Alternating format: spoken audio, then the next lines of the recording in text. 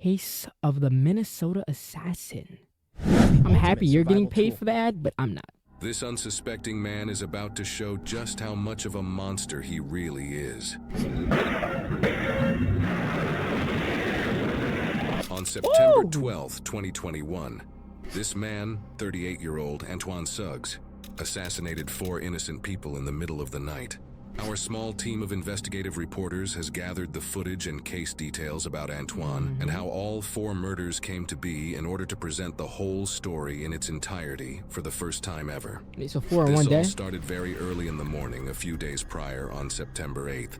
Antoine arrived in Minnesota via airplane from his home state of Arizona, and footage shows that nothing seems to be out of the ordinary. But that changes very soon. Antoine is picked up by an unknown person and leaves the airport with them. A few days later, on September 11th, late at night, Antoine revisits the airport in a new luxury Mercedes SUV. Later investigations report that this car was recently loaned to Antoine. It is unknown whether or not Antoine is connected to a larger organized crime group. While it's a logical hypothesis considering the value of this luxury car Antoine is now driving, we have yet to unfold the full they trying to say he broke. I don't call this nigga broke. He probably got some money. You stop it, bro. If he has to. It's unaware if he's related to an organization because he pulled back up to the airport in a luxury car. This has to be the work of some other. Come on, bro. He probably had a fucking job at one point. As it is only just heating up. We don't know why Antoine revisited the airport, but the surveillance footage gives us a glimpse at his passenger, who bears a striking resemblance to one of his future murder victims, Nitosha Lee Flug Presley.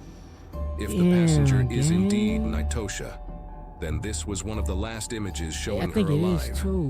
According to a complaint filed by an anonymous person, a witness said they saw Antoine and Nitosha taking shots together at a bar just hours after he left the airport. Records also show that Nitosha's aunt told investigators that Antoine and Nitosha were romantically involved. Putting all this information together, it's becoming more and more likely that this passenger is indeed Nitosha. After a night of drinking, it is believed that Antoine and Nitosha went to a residence in St. Paul, where they spent time with 3 other people who would soon become Antoine's other 3 future murder victims. They were Lois Foreman III, Matthew Pettis, and Jasmine Sturm. Just hours later that same night, now the very early morning of September 12th, surveillance footage caught this altercation sometime around 3:30 a.m. in St. Paul, Minnesota.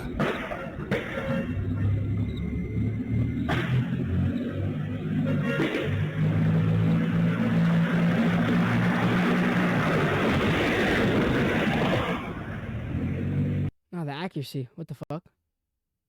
4 people, 5 shots.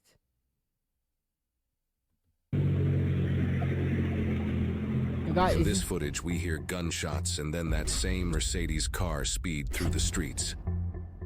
It is clear this is when the murders happened, but what Antoine does after this y'all gotta stop. is quite Y'all gotta stop shocking. speeding after a fucking crime, bro. You gotta stop running away. It just makes it even more obvious on the cameras.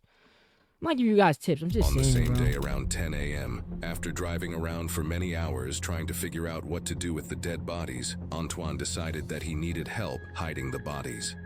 So he makes plans to meet up with his father, 56-year-old Darren Osborne, at a gas station during the day.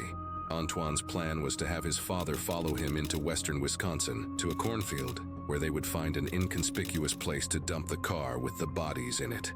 Osborne later told officers that he had no idea at this point there were bodies in Antoine's car. On the way to meet with his father, Antoine stops at a different gas station than the one planned for the meetup spot.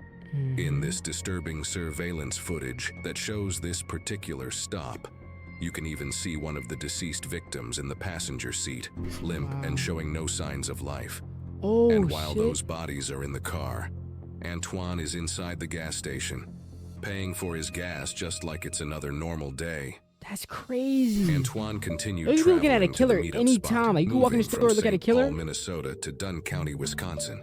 This time, stopping at the originally planned gas station.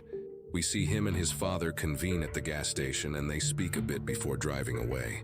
It is presumed Antoine had now moved the body out of the front passenger Dude, out of seat. all places you go Considering to meet up, you meet at a gas station with the most fucking cameras. His father would With have the clearly clearest noticed a 4K quality, deceased 2K human quality being scene sitting in I've the ever car. seen. That is, if Antoine's father is telling the truth. Again, at this point, according to the father, he did not know what Antoine was up to. However, it is reported that Antoine allegedly confessed to his father, soon after the meetup, that he had snapped and shot the victims. At this point, it's becoming more and more difficult for Antoine's father to deny his involvement with this situation. Antoine and his father allegedly went on to hide the car with the bodies in it in a cornfield further into Wisconsin. It is reported that a local anonymous farmer found the abandoned Mercedes in a cornfield in Dunn County, Wisconsin. He very quickly reported it to the police. At this time, no one knew of Antoine's or his father's involvement. However, we do have body cam footage that details some of the officers' experiences investigating the car in the cornfield with the deceased victims in it. What they find is extremely brutal. That's where we're gonna go in right here.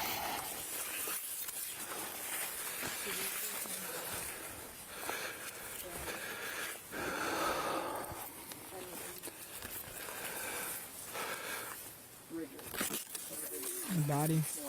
Yeah, we can do something. We did open the back door. If you need to open the back door. Do we know if that one in the back on the far right is male or female? Do you know? The one on the far back, the behind the driver. I thought it was a female. So they were stiff when you moved them? Yes. Somebody said. I opened that door.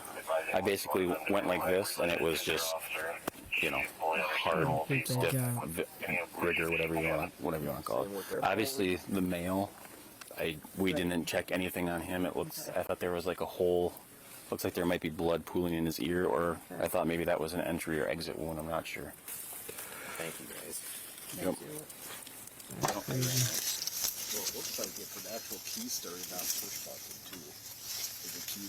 There's no keys in the ignition. How much blood on their shoe? See that? Yeah, it's pooled, yeah. Definite bullet wound to the right side of the face, right side of the ear on him, on the male. That's what I thought. These officers are taking careful note of entry and exit wound details for a very important reason. This detail alone is extremely helpful in determining if the murders were committed with intent or in self-defense. I mean, that looks like an entrance wound right there. It didn't look like an exit wound to me. I'm guessing she got shot in the body though. Yeah, there's blood on her left arm and on her right, and it's old. Watch your right shoulder, man. Yep.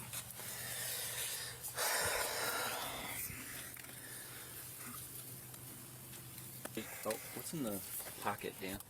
There? Dried blood, yeah. Oh yeah, it's dripping right now. Oh yeah. Nail and shot wound to the head. Like, yep. Oh, back up. I'm on. Try to get freaky. See on the front seat, Yeah? right below, right where the shoulder rest is, that white stuff, is that brain matter or skull particulates? Hard to say.